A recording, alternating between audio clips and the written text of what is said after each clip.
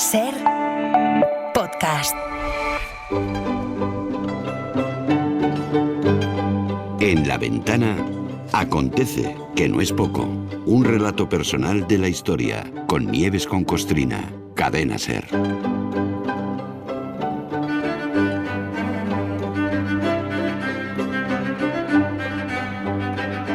Hola Nieves, buenas tardes.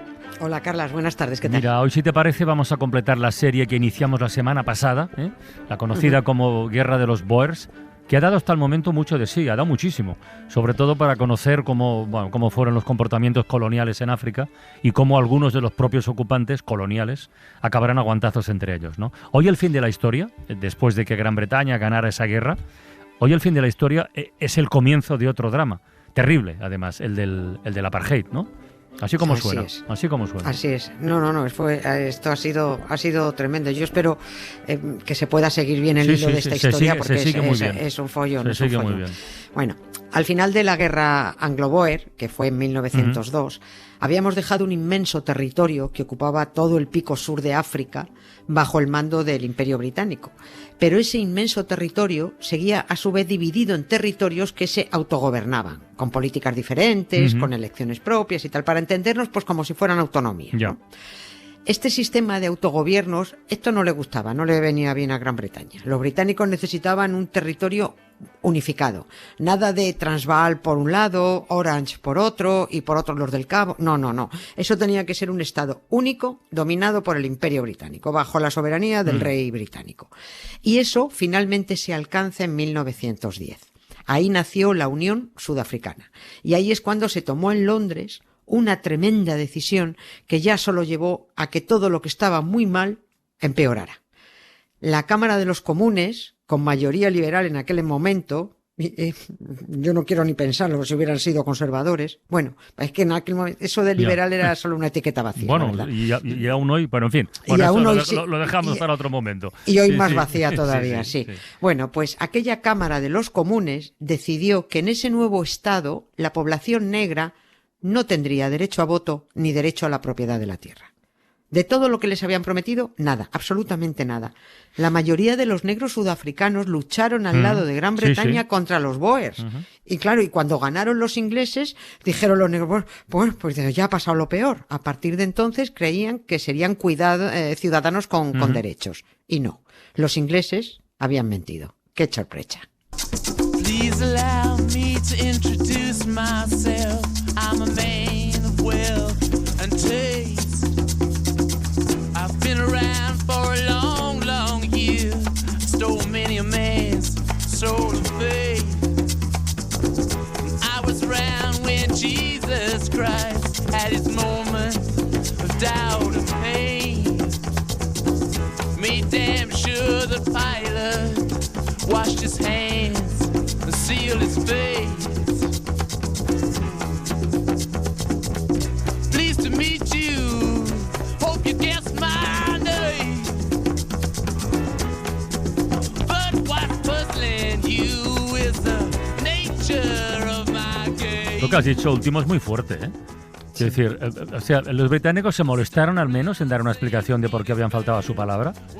Es que hay que recordar, es que lo contamos en episodios anteriores, si no hubiera sido por los nativos que lucharon junto a ellos, no hubieran ganado a los Boers, porque de entrada empezaron palmando. Totalmente, y perdieron, pero a lo grande. Yo no sé, no dieron explicaciones. Supongo que responderían lo mismo que dijo el padre de Felipe. ¿Explicaciones de qué? Ya está.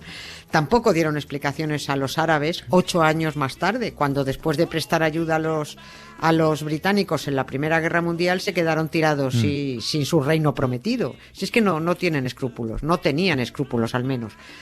Los blanquitos británicos y los blanquitos afrikaners habían llegado al acuerdo entre ellos de que los negros, los nativos de África, los habitantes de aquellas tierras desde hacía siglos, milenios, no tuvieran más derechos que los primates. Así de claro, así de crudo fue la historia.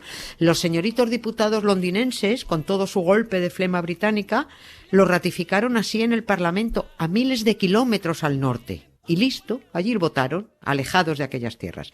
En 1923, y seguimos avanzando hacia el desastre, se aprobó en la Unión Sudafricana la Ley de Nativos, que decía que los negros no podían vivir en núcleos urbanos y que solo serían bienvenidos como residentes temporales mientras estuvieran atendiendo las necesidades de la población blanca.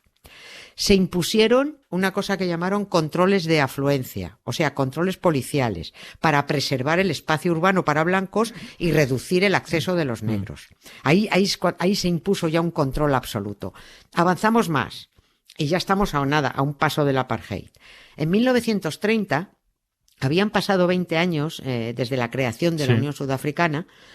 Y entonces ya en 1930, 9/10 partes de las tierras estaban en manos de los blancos. O se lo decimos de otra manera, el 93% de las tierras fueron entregadas a los blancos, que representaban el 10% de la población. En fin.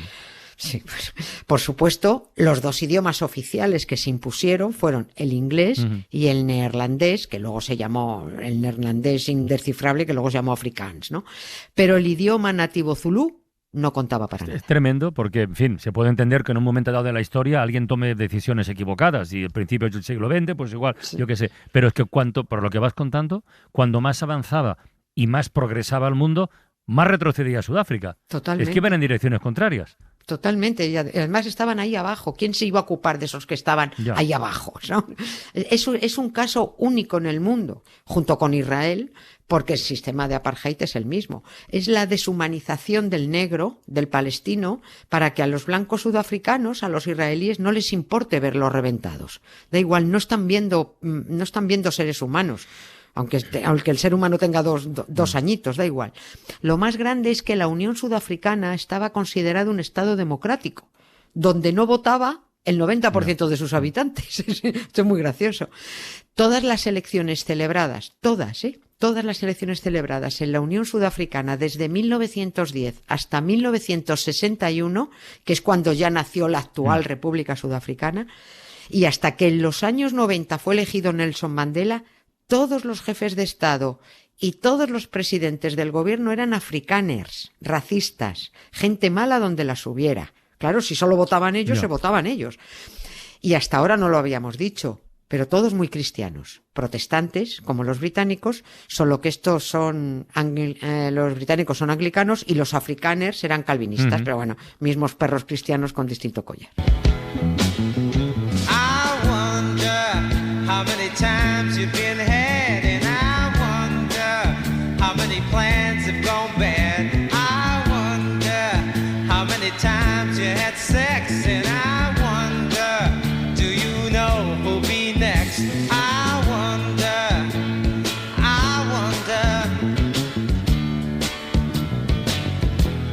wonder I do. Oye, y el apartheid como tal, o sea, por decirlo así, oficialmente, ¿en qué momento llegó para quedarse ya? Sí. No, ¿En qué año? Dices en el 48, 1940, pero dices bien oficialmente porque fue una instauración oficial. Es cuando el partido más despreciable que hay sobre la tierra, equiparable al partido nazi, sacó mayoría absoluta, que fue en las elecciones de 1948. Su líder era un demonio blanco, era un tío calvo y con gafas llamado Daniel Malan, o Malan, no sé cómo se dice. Era el Hitler de Sudáfrica, afrikaner puro, descendiente de aquella maléfica mezcla racista de colonos holandeses y alemanes. Con aquella mayoría absoluta se dio carta verde al supremacismo, al racismo, al odio y a la impunidad. Nada más sacar esa mayoría absoluta, en ese mismo 1948, aprobaron una avalancha de decretos racistas y el Partido Nacionalista, que así se llamaba, hizo una declaración formal inaugurando lo que denominaron el sistema del apartheid, prometiendo hacer más fuerte la supremacía blanca e incrementar las medidas contra los negros. Pero ya sin disimulo, sin medias tintas, ya sin avergonzarse ante la comunidad internacional, porque claro, en la comunidad internacional estaba en el 48, claro, pues cada uno a lo suyo. España en plena posguerra de miseria, hambre y represión, el resto de Europa, Estados Unidos, la URSS en su propia posguerra. Sí.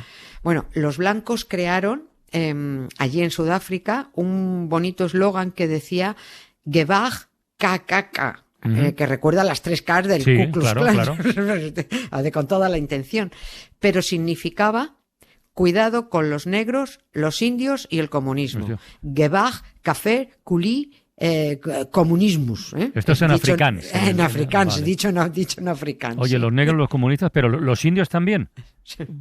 ¿A quién se referían? ¿A los indios asiáticos o a los culíes que llamaban? Lo siguen llamando así en muchos sitios, sí. Indios, chinos, asiáticos en general. El sistema de apartheid se puso a legislar como loco contra todo lo que no fuera blanco puro, el blanco neutrex, ¿sabes? Se aprobó la ley que prohibía los matrimonios mixtos. Se aprobó otra ley llamada de inmoralidad, que prohibía relaciones íntimas entre miembros de distintas razas. Se aprobó otra ley llamada Registro de la Población, donde se clasificaban, donde ahí se definía a los negros como gentes de color. Yo odio este término de color. También, además es ridículo. Me pone mala, Sí, porque sí. además es el término que impusieron los racistas. Somos blancos, somos negros, somos mestizos, somos mulatos, da igual, pero no somos de color. Los culíes eran un subgrupo dentro del grupo de los de color. Bueno, se endureció la otra ley que he referido antes, prohibiendo entrar a los negros a zonas urbanas, si no era para servir a los blancos, y para ello tenían que llevar un documento que les podía pedir cualquiera en cualquier momento. Leyes también para separar las diversiones, pues los negros tenían que tener su ocio alejados de los blancos y por supuesto en el campo, también sus propias playas. Bueno, para qué seguir si era todo así de salvaje, ¿no?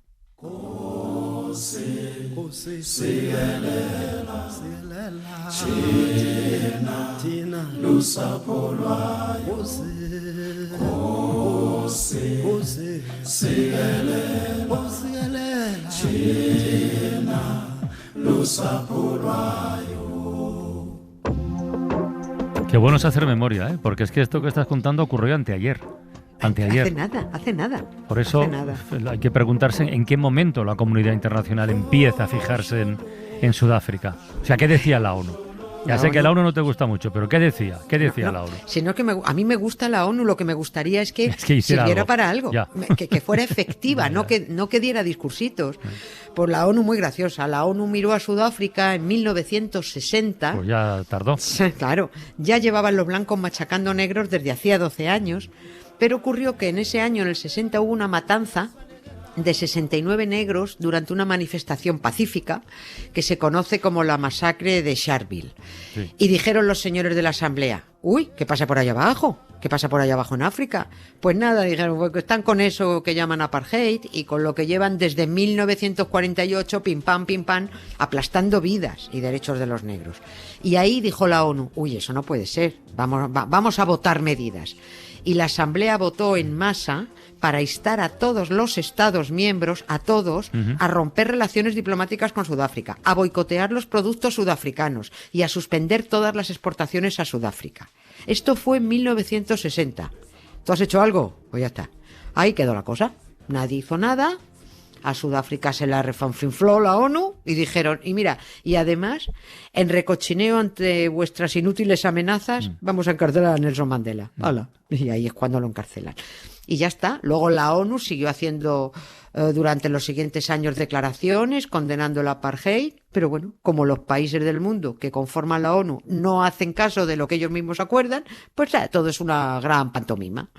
Una pantomima mundial y ridícula. Y encima, Estados Unidos firmó una alianza con el gobierno sudafricano, una alianza que sí. Esa alianza se llamó el Compromiso Constructivo. Fue en los años 70, en los mismos años en los que se firmaron, instalaron las dictaduras en América, claro, con Kissinger y con Nixon al mando. Bueno, pues también Estados Unidos necesitaba a Sudáfrica para intervenir en una serie de países africanos. Y si Sudáfrica los ayudaba, los estadounidenses les dijeron que les dejarían seguir con su apartheid.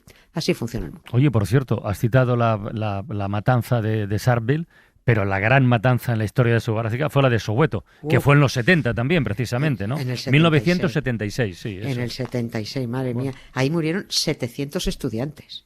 700 estudiantes muertos durante otra manifestación pacífica de 15.000 maestros y alumnos porque les sacaron otra ley que les obligó de la noche a la mañana a que los niños negros empezaran a estudiar la mitad de las asignaturas en afrikaans.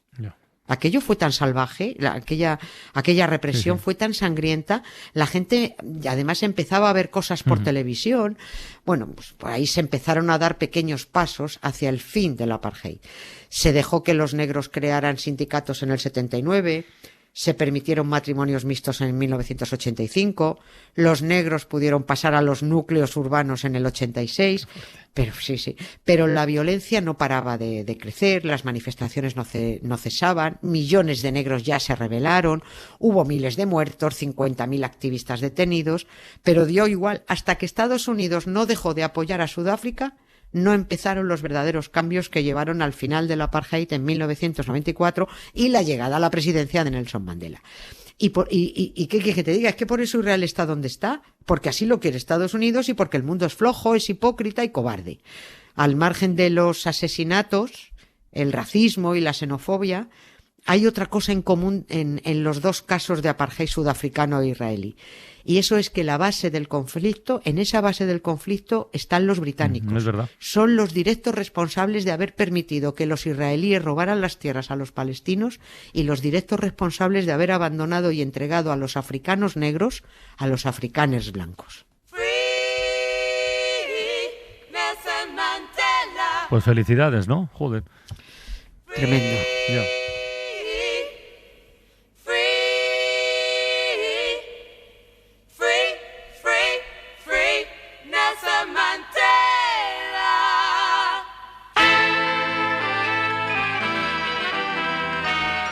Bueno, Nieves, mañana Nochebuena, a ver qué...